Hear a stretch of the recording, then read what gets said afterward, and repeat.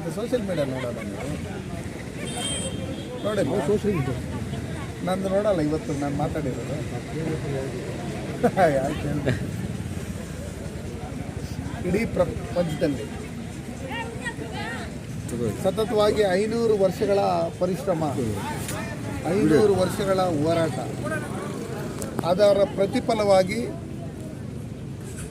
ನಮ್ಮ ರಾಮ ಮಂದಿರ ಟ್ರಸ್ಟ್ ವತಿಯಿಂದ ಸನ್ಮಾನ್ಯ ನರೇಂದ್ರ ಮೋದಿಜಿಯವರು ಆದಿಯಾಗಿ ಇಡೀ ವಿಶ್ವದಿಂದ ಮತ್ತು ನಮ್ಮ ಭಾರತ ದೇಶದಿಂದ ಸಾವಿರಾರು ಸಂಖ್ಯೆಯಲ್ಲಿ ಹೋಗಿ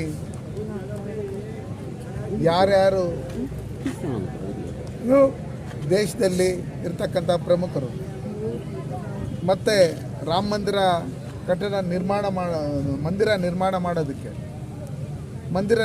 ಮಾಡೋದಕ್ಕೆ ಯಾರ್ಯಾರು ಸಹಕಾರ ಇತ್ತು ಆ ಥರದವ್ರನ್ನೆಲ್ಲ ನಮ್ಮ ರಾಮ ಮಂದಿರ ಟ್ರಸ್ಟ್ ವತಿಯಿಂದ ಆಹ್ವಾನ ಪತ್ರಿಕೆ ಬಂದಿದೆ. ಈಗಿರ್ತಕ್ಕಂಥ ಸಂದರ್ಭದಲ್ಲಿ ಇತ್ತೀಚಿನ ಬೆಳವಣಿಗೆಗಳನ್ನು ನೋಡ್ತಾ ಇದ್ದಾಗ ಸೋನಿಯಾ ಗಾಂಧಿವರೆಗೂ ಆಹ್ವಾನ ಪತ್ರಿಕೆ ಹೋಗಿತ್ತು, ವಿರೋಧ ಪಕ್ಷದ ನಾಯಕರಾದಂಥ ಮಲ್ಲಿಕಾರ್ಜುನ್ ಖರ್ಗೆವರೆಗೂ ಹೋಗಿತ್ತು, ಅಖಿಲೇಶ್ಗೂ ಹೋಗಿತ್ತು, ಮಮತಾ ಬ್ಯಾನರ್ಜಿಗೂ ಹೋಗಿತ್ತು.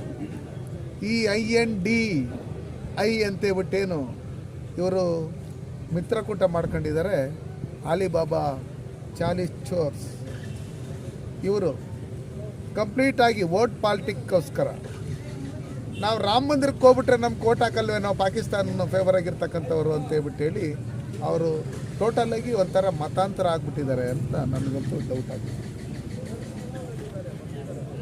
ಪಾಕಿಸ್ತಾನ ಏಜೆಂಟ್ಗಳಾಗಿರೋದ್ರಿಂದನೇ ಇವತ್ತು ಇಡೀ ವಿಶ್ವದಲ್ಲಿರ್ತಕ್ಕಂಥ ಪ್ರತಿಯೊಬ್ಬರು ಕಾತರದಿಂದ ಕಾಯ್ತಾ ಇದ್ದು, ನಮ್ಮ ಭಾರತ ದೇಶದಲ್ಲಿರ್ತಕ್ಕಂಥ ಪ್ರತಿಯೊಂದು ಪಾರ್ಟಿಯ ಮುಖಂಡರುಗಳನ್ನು ಕಾಯ್ತಾ ಇದ್ದು, ಇವತ್ತು ರಾಮ ಮಂದಿರಕ್ಕೆ ನಮ್ಮನ್ನು ಕರೆದರೆ ಸಾಕು ಅನ್ನೋ ಲೆಕ್ಕಾಚಾರದಲ್ಲಿ ಕಾತರದಿಂದ ಕಾಯ್ತಾ ಇರ್ತಕ್ಕಂಥ ಸಂದರ್ಭದಲ್ಲಿ ಸಾಮಾನ್ಯ ಜನ ರಾಮ ಮಂದಿರ ಅಂದ ತಕ್ಷಣವೇ ಯಾವ ರೀತಿ ನಾವು ಏನು ಮಂತ್ರಾಕ್ಷರಿ ಕೊಡೋಕ್ಕೋದಂಥ ಸಂದರ್ಭದಲ್ಲಿ ಜನರ ಅವರ ಭಾವನೆಗಳನ್ನು ಹೇಳ್ತಾ ಇದ್ದಂಥ ಸಂದರ್ಭದಲ್ಲಿ ನಮಗೆ ಈ ಥರ ರಾಮ ಮಂದಿರ ನಮ್ಮ ಕಾಲದಲ್ಲಿ ನಮ್ಮ ಜೀವಮಾನದಲ್ಲಿ ನಾವು ಕಣ್ಣಲ್ಲಿ ನೋಡಿದ್ದೀರಿ, ನಾವೇ ಪುಣ್ಯವಂತರು ಅಂತ ಹೇಳ್ತಾ ಇರ್ತಕ್ಕಂಥ ಸಂದರ್ಭದಲ್ಲಿ ಈ ಕರ್ಮ ಮಾಡಿರ್ತಕ್ಕಂಥ ಈ INDI ಕೂಟ ಏನಿದೆ ಆ ಕೂಟ ಇವತ್ತು ಅಲ್ಲಿ ಹೋಗಲ್ಲ ಅಂತ ಹೇಳ್ಬಿಟ್ಟು ಹೇಳ್ತಾ ಇದ್ದಾರೆ. ಯಾಕಂದರೆ ನನಗೆ ಅರ್ಥ ಆಗೋಯ್ತು, ಅವ್ರು ಮಾಡಿರ್ತಕ್ಕಂಥ ಕರ್ಮಗಳು ಇನ್ನೂ ಕಡಿಮೆ ಆಗಿಲ್ಲ, ಅವ್ರ ಪಾಪ ಜಾಸ್ತಿ ಇರೋದ್ರಿಂದ ಆ ಭಗವಂತನೇ ಇವ್ರಿಗೆ ಈ ಬುದ್ಧಿ ಬಂದು ನಾವು ಅಲ್ಲಿ ಹೋಗಲ್ಲ ಅನ್ನೋ ಲೆಕ್ಕಾಚಾರದಲ್ಲಿ ಹೇಳ್ತಾರೆ. ರಿಜೆಕ್ಟ್ ಪೀಸ್ಗಳು ಇವರೆಲ್ಲ ರಾಮನ ಹತ್ರ ಆಗಿರ್ತಕ್ಕಂಥ ಸಂದರ್ಭದಲ್ಲಿ ಇವರಿಗೆ ಆ ಭಗವಂತ ಒಳ್ಳೆ ಬುದ್ಧಿ ಕೊಟ್ಟು ದೇಶದ ಪರವಾಗಿ ಧರ್ಮದ ಪರವಾಗಿ ಜನಗಳ ಡೆವಲಪ್ಮೆಂಟ್ ವಿಷಯದಲ್ಲಿ ಒಳ್ಳೆ ಮನ್ಸು ಕೊಡಬೇಕು ಅಂತೇಳ್ಬಿಟ್ಟು ಹೇಳಿ ನಾನು ಕೇಳ್ಕೊತೀನಿ. ನಾನು ಆವಾಗಲೇ ನನ್ನ ಮಾಧ್ಯಮಗಳಲ್ಲಿ ನೋಡ್ತಾ ಇದ್ದೆ, ಮಂತ್ರಾಕ್ಷರಿ ಬಗ್ಗೆ DK ಶಿವಕುಮಾರ್ ಅವರು ಬೇರೆಯವರು ಏನೇನೋ ಹೇಳ್ತಾ ಇದ್ರು. ನಾವು ಅನ್ನಭಾಗ್ಯದಲ್ಲಿ ಕೊಟ್ಟಿರ್ತಕ್ಕಂಥ ಅಕ್ಕಿಯಿಂದ ನೀವು ಮಂತ್ರಾಕ್ಷರಿ ಮಾಡಿದ್ದೀರಿ ಅಂತ. ಅವರೇನು 10 kg ಅಕ್ಕಿ ಕೊಡ್ತೀರಿ ಅಂತ ಹೇಳಿದರು, 1 kg ಅಕ್ಕಿನೂ ಜನಕ್ಕೆ ಕೊಟ್ಟಿಲ್ಲ.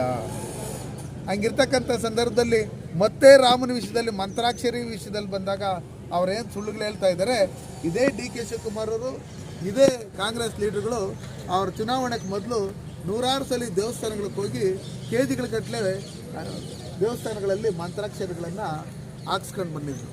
ನಾವೂ ದಿನ ಮಂತ್ರಾಕ್ಷರಿ ಹಾಕ್ಸ್ಕೊಂತೀರಿ, ಬರ್ತೀರಿ, ಓಡ್ತೀರಿ, ದೇವ್ರು ಒಳ್ಳೇದು ಮಾಡಲಿ, ಜನಗಳಿಗೆ ಒಳ್ಳೆ ಕೆಲಸ ಮಾಡೋಂಥ ಬುದ್ಧಿ ಕೊಡಲಿ, ನಮ್ಮ ಜನಕ್ಕೆಲ್ಲ ಒಳ್ಳೇದು ಮಾಡಲಿ ಅನ್ನೋ ಲೆಕ್ಕಾಚಾರದಲ್ಲಿ ಇವತ್ತು ಮಂತ್ರಾಕ್ಷರಿ ಬಗ್ಗೆ ಏನು ಒಂಥರ ಕೇವಲವಾಗಿ ಮಾತಾಡಿರ್ತಕ್ಕಂಥ DK ಶಿವಕುಮಾರ್ ಆಗಲಿ, ದಯವಿಟ್ಟು ನೀವು ಮುಂದೆ ಏನಾದರೂ ಆಗಬೇಕಂದ್ರೆ ಮತ್ತೆ ನೀವು ದೇವಸ್ಥಾನಕ್ಕೆ ಹೋಗಲೇಬೇಕು, ಆ ಮಂತ್ರಾಕ್ಷರಿ ಹಾಕ್ಸ್ಕೊಳ್ಳೇಬೇಕು. ಆ ಭಗವಂತನ ಆಶೀರ್ವಾದ ಇಲ್ಲ ಅಂದರೆ ನೀವು ಕಾಂಗ್ರೆಸ್ಸವರು ಏನೂ ಆಗಲ್ಲ. ಆ ನಿಟ್ಟಿನಲ್ಲಿ ಇವತ್ತು ಹಿಂದೂ, ಕ್ರೈಸ್ತರು, ಮುಸಲ್ಮಾನರು ಎಲ್ಲರೂ ಒಟ್ಟಿಗೆ ಇವತ್ತು ರಾಮ ಮಂದಿರ ಏನು ಲೋಕಾರ್ಪಣೆ ಆಗ್ತಾ ಇದೆ, ಅದಕ್ಕೆ ಕಾತರದಿಂದ ಕಾಯ್ತಾ ಇರ್ತಕ್ಕಂಥ ಸಂದರ್ಭದಲ್ಲಿ ನೀವು ಪಾಕಿಸ್ತಾನಿ ಏಜೆಂಟ್ಗಳಂತೆ ಒಂದು ಕಮ್ಯುನಿಟಿಯ ಮತದಾರರನ್ನು ಮೆಚ್ಚೋದಕ್ಕೋಸ್ಕರ ನೀವೇನು ಇವತ್ತು ಈ ಚಟುವಟಿಕೆಗಳು ಈ ರೀತಿಯಾದಂಥ ಹೇಳಿಕೆಗಳನ್ನು ಕೊಡ್ತಾ ಇದ್ದೀರಿ, ಅದು ನಿಜಕ್ಕೂ ಸರಿ ಇಲ್ಲ. ನೀವು ಜನರಲ್ಲಿ ಕ್ಷಮೆ ಯಾಚನೆ ಮಾಡಬೇಕು ಅಂತೇಳ್ಬಿಟ್ಟು ಹೇಳಿ ನಾನು